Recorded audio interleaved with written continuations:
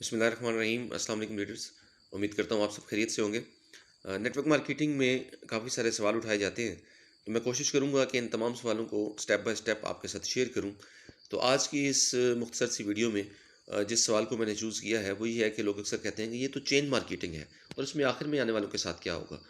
तो आज के सेशन में जो चीज़ें मैं आपके साथ शेयर करूँगा, मैं पूरी उम्मीद करता हूँ, बल्कि मैं आपको गारंटी देता हूँ कि इस वीडियो को देखने के बाद, इन चीज़ों को समझने के बाद, आप इस सवाल को बड़े अच्छे तरीके से हैंडल कर पाएंगे और आपके साथ जो भी ये क्वेश्चन उठाएगा, जो भी ये सवाल उठाएगा, तो आप इसको बड़े अच्छे तरीके से मुतमईन कर पाएंगे। तो नेटवर्क मार्केटिंग में तो नो डाउट चेन सिस्टम मौजूद है। नेटवर्क मार्केटिंग एक चेन सिस्टम के ऊपर डिपेंड कर रही होती है। तो मेरा ये सवाल है सबसे पहले कि क्या दुनिया में कोई ऐसी मार्केटिंग मौजूद है जो चेन सिस्टम के बगैर हो? कोई ऐसा बिज़नेस मौजूद है जिसमें चेन ना बनती हो?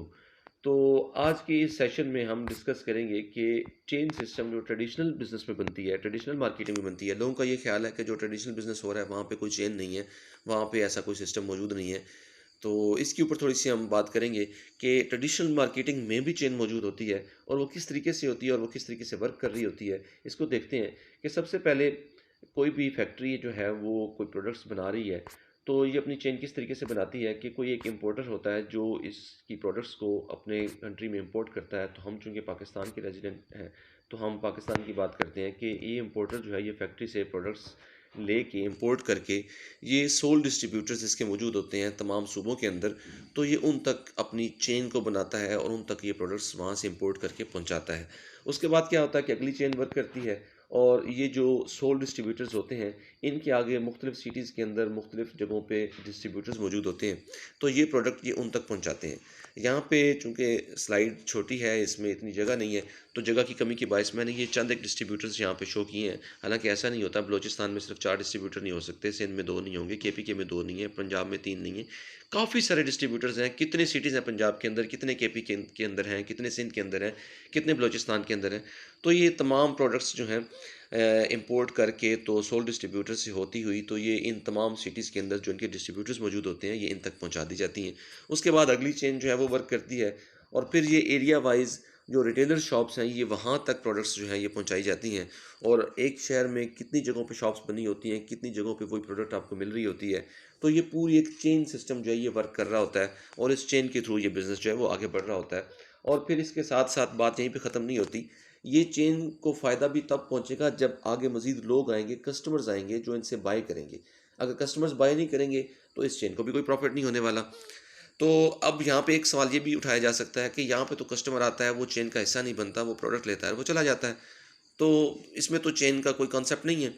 तो मैं यहाँ आपको ये बताना चाहूँगा कि देखें, यहाँ पे जो लोग चेन बना के बैठे हुए हैं, इसमें इम्पोर्टर शामिल हैं, सोल डिस्ट्रीब्यूटर्स हैं, रिटेलर्स हैं। ये वो लोग हैं जो अर्न करते हैं। जो चेन बना रहे हैं वही तो अर्न कर रहे हैं। जे अब कस्टमर यहाँ पे आता है, नो डाउट उसकी चेन नहीं बनी, उसने आके चीज़ बाय की, वो खरीदी और लेके चला गया, उसने इस्तेमाल कर ली, बात ख़त्म हो गई। लेकिन कस्टमर के आने से ही इन चेन वालों को भी फ़ायदा होगा। और फिर अगर कस्टमर ने चेन नहीं बनाई तो कस्टमर को कोई फाइनेंशियल बेनिफिट भी तो नहीं हो रहा। जिन लोगों ने यहाँ पे चेन बनाई है, जो फैक्ट्री से इंपोर्ट कर रहे हैं, डिस्ट्रीब्यूटर्स हैं, सोल डिस्ट्रीब्यूटर्स हैं, रिटेलर्स हैं, ये जो चेन बना के बैठे हैं यही तो अर्न कर रहे हैं। और फिर बात यहाँ पे ख़त्म नहीं होती। इसमें एक मेन जो हिस्सा होता है वो एडवर्टाइजमेंट वालों का होता है, जो चीज़ें एडवर्टाइज़ कर रहे होते हैं टीवी के ऊपर, साइन बोर्ड्स, बिल बोर्ड्स, अखबारात, इश्तिहारात, इलेक्ट्रॉनिक मीडिया, प्रिंट मीडिया। यहाँ से ही तो आपको पता चलता है कि ये प्रोडक्ट जो है मार्केट में लॉन्च कर दी गई है। और एक ह्यूज जो प्रॉफिट का हिस्सा है, जो शेयरिंग है, वो इस एडवर्टाइजमेंट के ऊपर चली जाती है। टीवी वालों को, अखबारों वालों को ये पैसे दे दिए जाते हैं, एक्टर्स को ये पैसे दिए जाते हैं, तब जाके कस्टमर ये चीज़ बाय करता है। और फिर ये जो चेन वाले लोग हैं, जो इंपोर्टर्स और डिस्ट्रीब्यूटर्स, रिटेलर्स, इनको भी फिर ही फ़ायदा पहुंचता है। अब सॉरी, ये जो मिडल मैन है, ये दुनिया का या किसी भी मुल्क का जिस एरिया की हम बात करें तो ये टोटल 2% होते हैं एक सर्वे के मुताबिक। पाकिस्तान में 98% किसी भी प्रोडक्ट के यूज़र पाए जाते हैं और 2% वो लोग हैं जो ये मिडल मैन हैं, जो ये चेन बना के बैठे हुए हैं और यही अर्न कर रहे हैं। तो अब नेटवर्क मार्केटिंग में क्या होता है कि यहाँ पे मिडल मैन को दरमियान से ख़त्म कर दिया जाता है और एडवर्टाइजमेंट को भी यहाँ से स्किप कर दिया जाता है। कस्टमर जो है वो डायरेक्ट हो जाता है फैक्ट्री के साथ और अब कंपनी कहती है कि आप मुझसे डायरेक्ट चीज़ें बाय करें, मिडल मैन दरमियान में कोई नहीं होगा, एडवर्टाइजमेंट भी नहीं होगी। और होगा क्या कि किस तरीके से ये वर्क करेगा, F2C के फार्मूले को समझते हैं, फैक्ट्री टू कस्टमर, कि जब फैक्ट्री से चीज़ निकलेगी तो पहले दरमियान में मिडल मैन था, फिर कस्टमर तक चीज़ पहुंचती थी।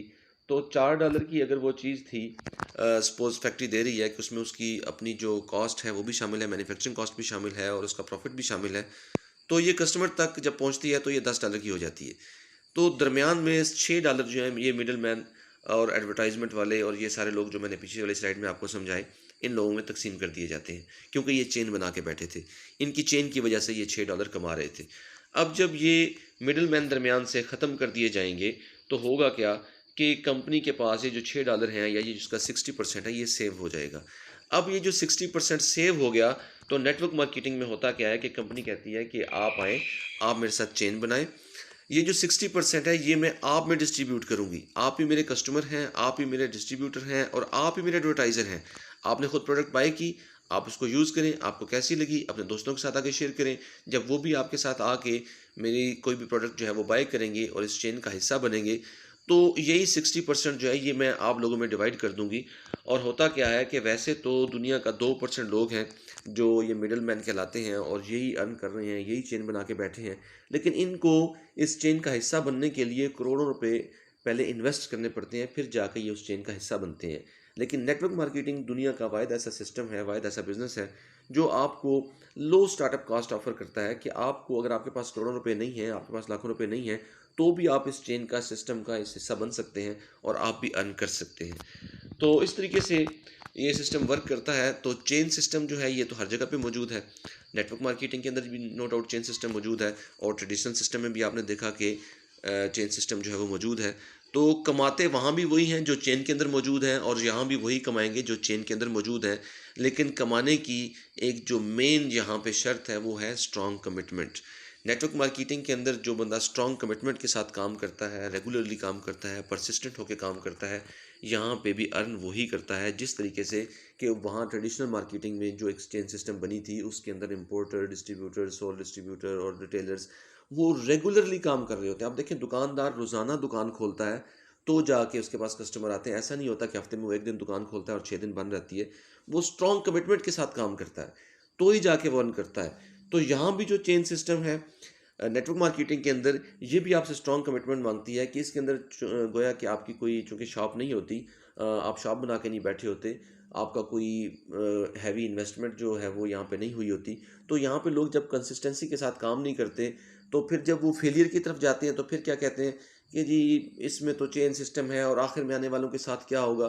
तो इस सवाल का भी मैं थोड़ा सा यहाँ जवाब देता चलूँ कि जब आप स्ट्रॉन्ग कमिटमेंट के साथ काम करते हैं तो अब आखिर में आने वालों के साथ ये इस सवाल की मुझे तो आज तक समझ नहीं है कि आखिर वाले लोग कौन है, कौन डिसाइड करेगा कि आखिर वाले लोग कौन है।